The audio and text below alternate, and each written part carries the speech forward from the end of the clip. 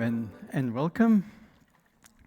I will be talking about how to get to net zero, how to pay for it, negative emissions, and a proposal for actually a public fund to pay for this. So let me summarize the two papers that we published on this topic in the last few months on carbon removal, net zero and implications for Switzerland, which I wrote together with Philippe Thalmann. And this is a general paper on defining the limits. I will show you some of them. That's quite important. We keep that in mind. And the second paper, which actually proposes a Swiss public fund to pay for it, paid for entirely by the polluter pays principle. So we distinguish these different 7 types of climate action. And since we quantified how much carbon removal, which is number 4 and 5, carbon capture and storage and negative emissions, since we quantified that to a reasonable maximum of about 10% of today's emissions, that means that the other 90%, if we want to go to net zero, need to come from 1, 2, and 3. Sufficiency, efficiency, and clean energy in any combination. And this is something extremely important to keep in mind. It's not that negative emissions are limited. Everything is limited. It's one of many excellent tools we have in our toolbox. But it's only going to account for 10%. Why couldn't it be more? Mainly because the time is limited, the energy is limited, and the biomass is limited. And we'll go into details. So keep in mind that whatever I tell you today, this is very important, but it's just a small piece of the action. Still, the biggest piece of the action needs to come from sufficiency, using less, and then efficiency and clean energy. These are the different types of negative emissions. So we have the big carbon cycles. We have the fast carbon cycle, which is the one on the top. This is the cycle where the carbon basically cycles every year. You have the leaves that grow, they're eaten by something, or they fall to the ground, they're eaten by animals, they're eaten by other animals, and in the end, they get eaten by bacteria. And it cycles. It's a huge cycle in terms of quantity, and it's very fast. We have the slow carbon cycle, which removes all the CO2 from the atmosphere in a few thousand years. If we had those few thousand years, there would be no problem. And these are different methods, and we are really looking at all of them, but especially the green ones, because with the green ones, we can solve the biodiversity and the climate problem together. These are some of the most biodiverse habitats or ecosystems in the world. Only one of them is in Switzerland. It shouldn't be too hard for you to guess which one there is. So this one is in the Canton de Jura. We actually had 2,500 square kilometers of such peat-forming wetlands in Switzerland around 1800. We have lost them all. We have today 15 square kilometers. So 15 compared to 2,500, that's quite a big difference. And of the 15 square kilometers, only 1.5 is in good shape. So it has been a massive destruction. And these are the most effective biological storage mechanisms for carbon. But we also have this thing called organic soils, which are drained peatlands on which we do intensive agriculture. This is, of course, a complete disaster. The good part of the news is that within these estimated 1,000 to 1,500 square kilometers, there is still peat underneath.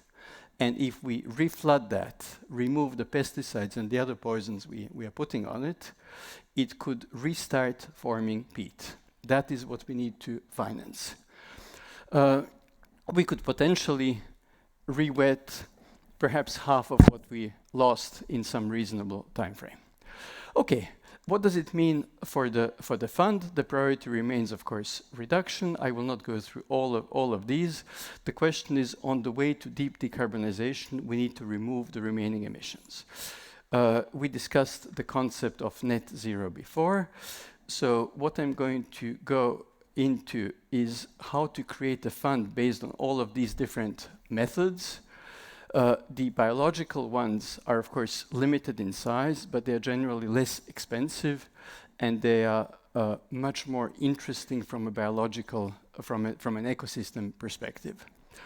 The fund we propose, so here it is based on the idea that as we decarbonize, that is number 5 on the left, the emissions, we burn less and less fossil fuels, we would reach net zero at some point if at the same time we remove emissions. That's the green line. The point when they intersect means that we remove the same quantity that we emit.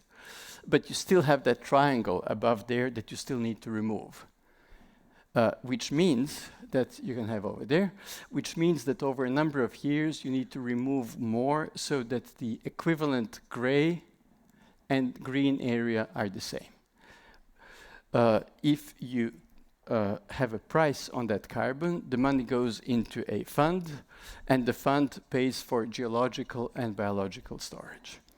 This is what we modeled, and I will show you the model. This is based on the official Swiss climate strategy, where we actually modeled all of these elements, and we come to the result that we can reach net zero around 2042, which is quite a bit more ambitious than what is actually officially planned.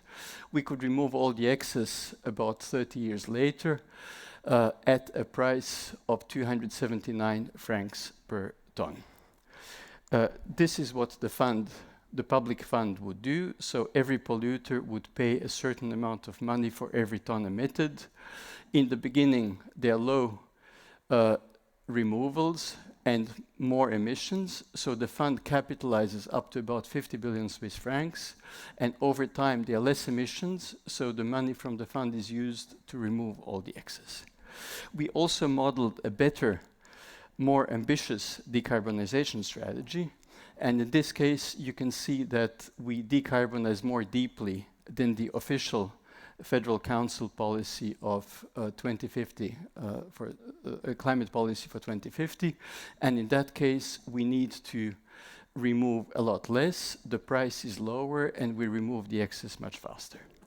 So I will finish with proposing a pilot fund to test this at a small scale of approximately 1%. And that pilot fund would be a 3-year 1% of Swiss emissions scale, which would use a mix of projects. And this is what a potential mix of projects could look like. This is hypothetical, but a reasonable mix of projects like that could actually show that this works. And we are trying to get a number of organizations on board with this. So if you are in any organization that might be interested in showing leadership and getting prepared for the action that is to come, please join us. Please contact me. Much. Excellent, Sascha. Thank you, thank you. We've got a question or two for you before we release you. With pleasure. So yes. here we go. How do you recreate wetlands while droughts are increasing and precipitation is decreasing and food scarcity is increasing? So you've got a couple things working against the wetlands. So what are your thoughts? Right. It is difficult to recreate wetlands if you don't have water. Now, that is not a problem we have in Switzerland yet. We still have 50 cubic kilometers of rain every year. One of those cubic kilometers is used in Switzerland. The other 49 go through the Rhone and Rhine to the sea. So we have enough water. The more difficult thing is that this land is used today to produce food. And our agricultural system, as probably most of you who are interested in this know, is quite messed up. We are producing far too much food using the wrong methods. So even if we don't re-wet them, these wetlands these organic soils will lose their function because of intensive agriculture. Right. So we have to do something about that. So we need to rethink our food production.